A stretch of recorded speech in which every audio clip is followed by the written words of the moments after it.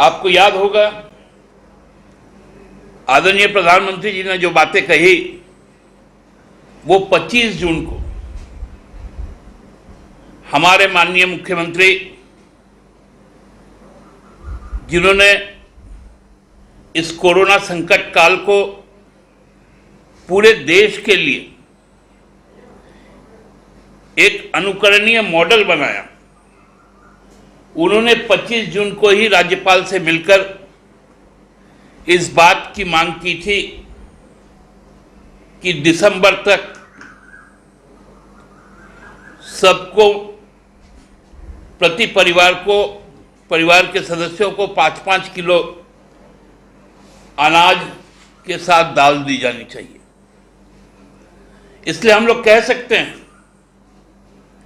कि पहले का एक कहावत था, what Bengal thinks today India thinks tomorrow, लेकिन अब हम कह सकते हैं what CM Hemant thinks today India thinks tomorrow. ये माननीय मुख्यमंत्री की एक दूरदर्शिता थी और उसमें उन्होंने सबको कहा था, कोई त्योहार विशेष का नाम नहीं लिया था। लेकिन हमको लगता है माननीय प्रधानमंत्री जी ने त्योहारों का नाम बहुत लिया। वो सबके प्रधानमंत्री हैं, आदरणीय हैं। अभी बकरी ईद आने वाला है, सबसे पहला त्योहार, उस पर उन्होंने बात नहीं की। दिसंबर में बड़ा दिन आएगा, उस पर उन्होंने बातें नहीं की। टूसू आएगा, उस पर भी बातें नहीं। बातें केवल और केवल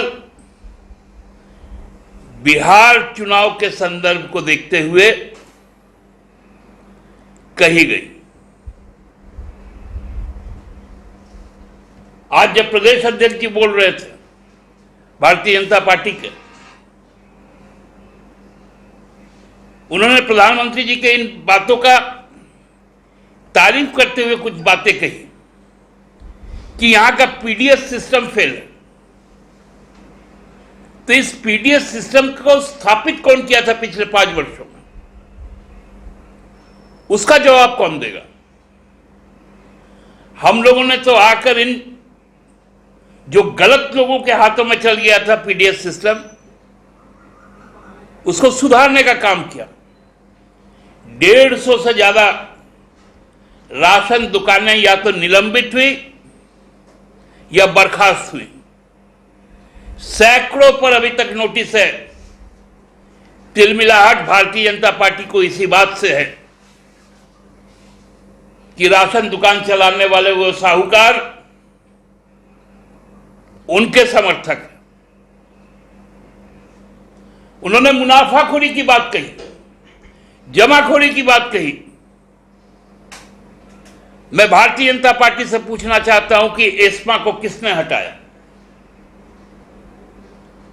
एसेंशियल सर्विस कमोडिटी एक्ट को किसने खारिज किया? पूंजीपतियों को छूट दी कि वो सीधा खेतों से जाकर सामान लेंगे और उसका भंडारण करेंगे, समय समय पर उनके मर्जी से मूल्य का निर्धारण होगा।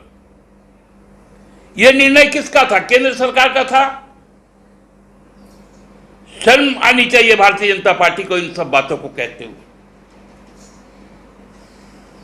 मैं दावे के साथ कह सकता हूं कि पूरे देश में जो हमारे प्रवासी भाई बहन आए हैं, देश में किसी भी राज्य ने मनरेगा को छोड़कर कोई नई योजना नहीं चलाई। हम लोगों ने अपने अल्पकाल में कम संसाधन में नीलांबर पीतांबर जल समृद्धि योजना की शुरुआत की, बिरसा हरित ग्राम योजना शुरू किया, वीर शहीद पोटो होल खेल विकास योजना शुरू किया और इसमें सीधा लोगों को जोड़ दिया। सुदूरवर्ती क्षेत्र में आप जाइए, आप जाके देखेंगे कि किस प्रकार अभी बिरसा हरित ग्राम योजना में लोग फलदार वृक्षों का रोपण कर रहे हैं, लाखों की संख्या में हो रहा है। वीर शहीद पोटो खेल विकास योजना में जो बाहर से आए हुए मजदूर हैं उनके द्वारा मैदान बनाया जा रहा है और कोई जेसीबी लगा के नहीं हो रहा है, हाथों से हो रहा है। नीलांबर पीतांबर जल समृद्धि योजना में जो बारिश की पानी है उसको रोकने का काम किया जा रहा है। इनको योजना ही नहीं दिखती है, 1 किलोमीटर सड़क भी नहीं दिखती है। सड़कें की जो खासा हाल है उसके लिए नगर विकास विभाग और माननीय मुख्यमंत्री अकेले जिम्मेवार हैं। किसने कहा रोड से ऊपर नाली बनाओ? मानसून की शुरुआत होते ही नालियों की पोल खुल गई, रास्तों की पोल खुल गई, सब पर जांच होगी। 6 साल से सरकार चल रही है भारतीय जनता पार्टी के केंद्र की, हमें 6 महीने हुए। 6 महीने में भी 4 महीने गंभीर संकट काल से गुजर रहे हैं। हमसे सवाल पूछा जा रहा है, हमने जो किया 6 महीने में कि हमारे राज्य में किसी ने भूखा नहीं सोया। राह चलते लोगों को भी खाना मिला, हाईवे किचन स्थापित हुआ, थानों से खाना बटा, गली गली मोहल्ले मोहल्ले तैयार खाना पहुंचाए गए, अनाज की कीटें बांटे गई। कौन सा एक राज्य भारतीय जनता पार्टी बता दे कि देश में दूसरे राज्य ने ये काम किया? चुनाव के समय लब्बेदार भाषण के लिए हवाई चप्पल वालों को हवाई जहाज में चढ़ाने वाले लोग आज ये पचा नहीं पा रहे कि झारखंड में हवाई चप्पल पहनकर माथे में गठरी लेकर लोग यहां पर पहुंचे हवाई जहाज से। हेमंत सरकार ने यह निर्णय लिया और करके दिखाया। हम लोगों ने तो देश में यह उदाहरण पेश किया कि जब मजदूर की जरूरत हुई बीआरओ को, हमने कहा कि हमारे मजदूर जाएंगे, गलवान में रोड बनाएंगे, लेकिन आपको एमयू करना पड़ेगा, समझौता करना पड़ेगा, हर व्यक्ति की सुरक्षा सुनिश्चित करनी पड़ेगी, इंश्योरेंस करना पड़ेगा, उनका पेमेंट प्रोटेक्शन होगा, उनके हेल्थ का प्रोटेक्शन होगा, तभी हम भेजेंगे। और हमने ये चीज करके दिखाया जो पूरे देश का पहला अनूठा है कि जहां मजदूर गए हो तो एमयू के साथ गए। इन्होंने भी तो भेजा था फर्जीवाड़ा करके, सारी बातें खुलकर सामने आ गई थी कि 30,000 का नौकरी देंगे, कह के ले जाकर 7,000 का एटीएम का गार्ड बना के बैठा दिया। सारी बातें सामने आ गई इस लॉकडाउन के दौरान। भारतीय जनता पार्टी के हमारे मित्रों से आग्रह है कि सकारात्मक सोच लाए, बहुत कष्ट पाएंगे, लोग त्राहिमाम हो गए हैं। जिस प्रकार से लगातार देश को पूंजीपतियों के हाथों में दिया जा रहा है, पहले तो कोयला था, अब तो सुन रहे हैं हम लोग कि अंबानी एक्सप्रेस भी चलने वाला है, अदानी एक्सप्रेस भी चलने वाला है,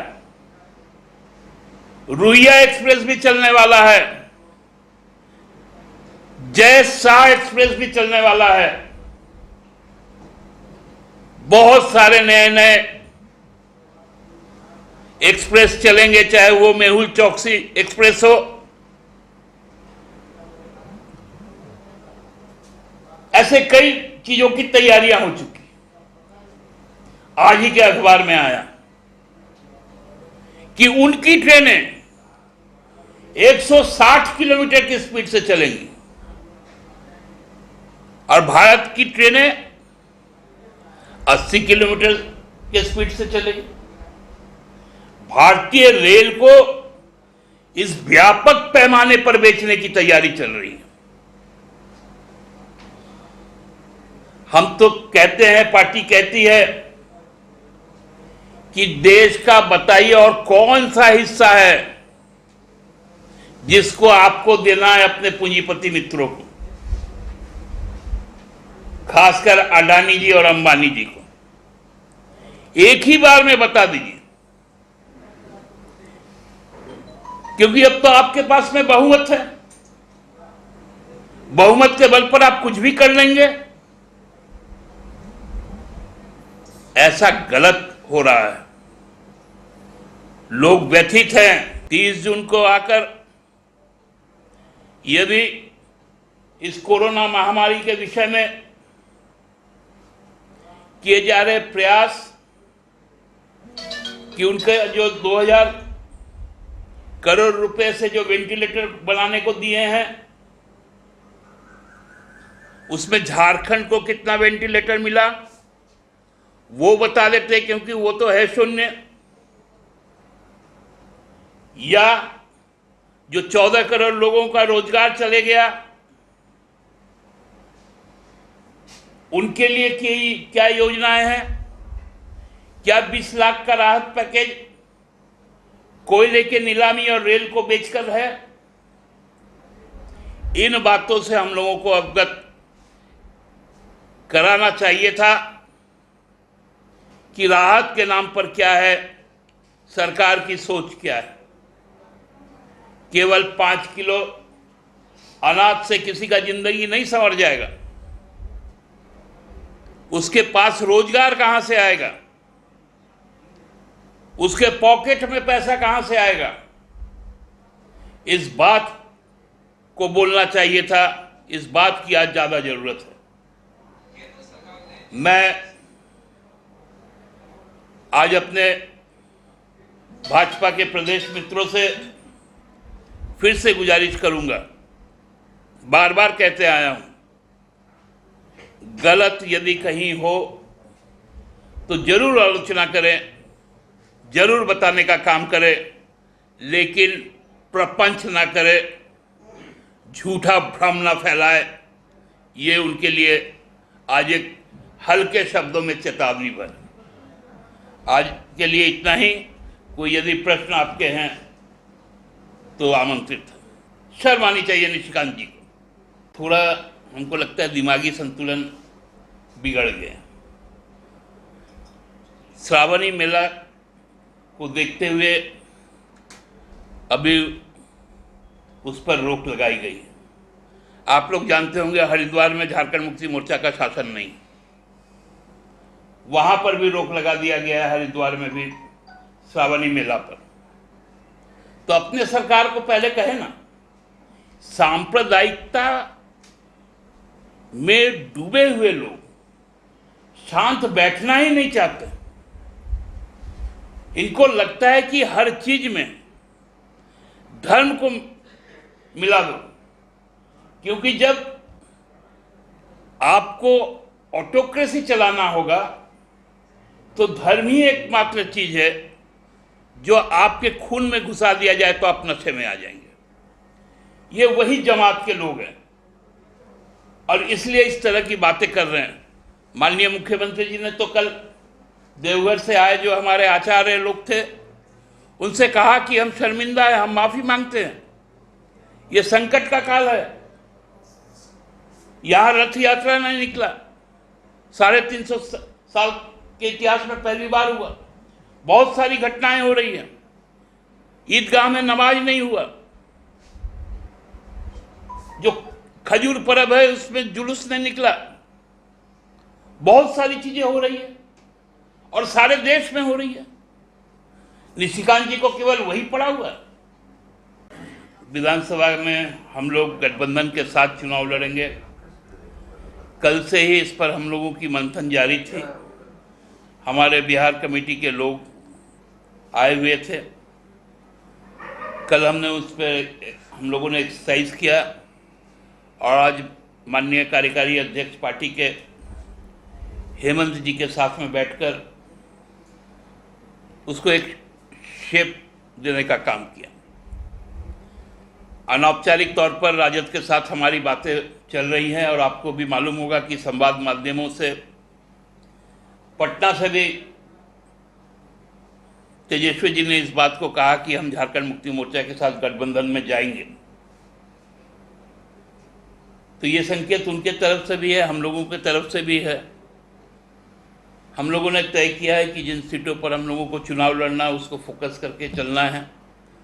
जुलाई बहुत महत्वपूर्ण रहेगा बिहार कमेटी के लिए। उनको कुछ टास्क दिए गए हैं। अगस्त से पार्टी का जो केंद्रीय नेतृत्व है हम लोग वहाँ पर मूव कर जाएंगे।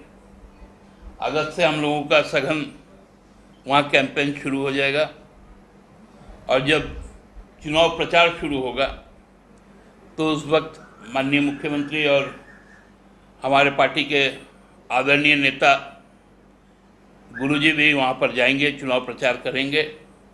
लेकिन अगस्त से जो मंत्री हैं, विधायक हैं, सांसद हैं या और भी केंद्रीय नेतृत्व के जो लोग हैं, वो लोग हम लोग धीरे धीरे वहाँ पर शिफ्ट करके कैंप करना शुरू करेंगे। इसी संदर्भ में बिहार के संबंध में आज ये निर्णय हुआ।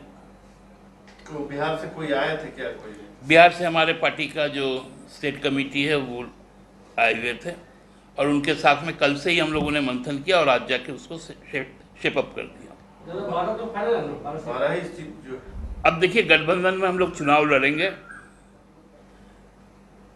बिहार में गठबंधन बहुत व्यापक होगा और जब गठबंधन होता है, हम तो 81 पे यहाँ पर तैयार थे, लेकिन जब गठबंधन किए तो हमको कुछ आगे भी जाना पड़ता है, कुछ पीछे भी हटना पड़ता है।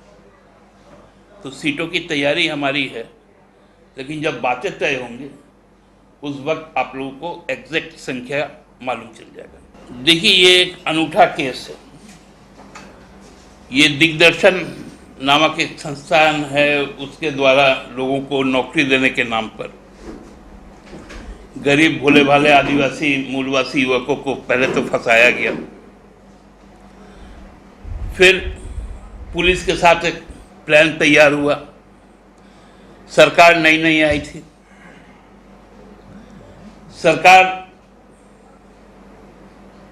उस वक्त को लगा कि, और हमारे जो पूर्व डीजीपी थे उनकी भी नियुक्ति नहीं हुई थी, कि हम संपूर्ण नक्सलवाद को समाप्त करने का एक संदेश देने के नाम पर लोगों को इकट्ठा किया गया। सबसे पहले सीआरपीएफ कैंप में,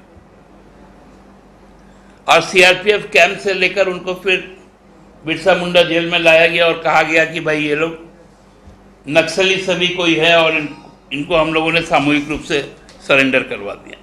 बातें जब खुल गई, बिना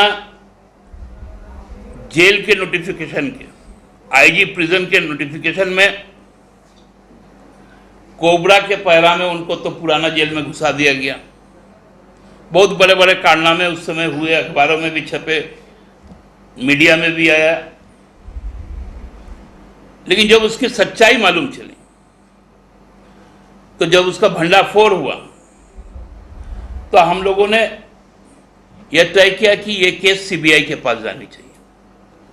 लेकिन रघुवर सरकार ने एक हलफनामा दिया हाई कोर्ट को, उसमें कहा कि मेरा सीआईडी ही इस केस को डील कर लेगा, इसकी सीबीआई जांच की जरूरत नहीं। और वो केस आज तक दबा हुआ। लेकिन हर बुरे काम जो यहाँ पर हुए पिछले 5 वर्षों में, वो सभी चीजें अब उभर के सामने आ रही हैं। एक एक विभाग को अब देखा जा रहा था कि 5 वर्ष तक किस प्रकार लोगों ने लूटा है, और इसलिए अब स्वाभाविक तौर पर भारतीय जनता पार्टी को एक तिलमिलाहट का सामना करना पड़ रहा है, और वो इसके लिए उनको अब मानसिक रूप से तैयार हो जाना चाहिए कि उनके जमाने के कुछ नामी गिरामी पदाधिकारी रहे लोग, नामी गिरामी नेता लोग को अब एक बहुत सुरक्षित स्थान पर हम लोग सरकार के विवेचना के बाद उनको रहना पड़ेगा, और लंबे समय तक रहना पड़ेगा। इस बात के लिए मानसिक रूप से तैयार रहना चाहिए।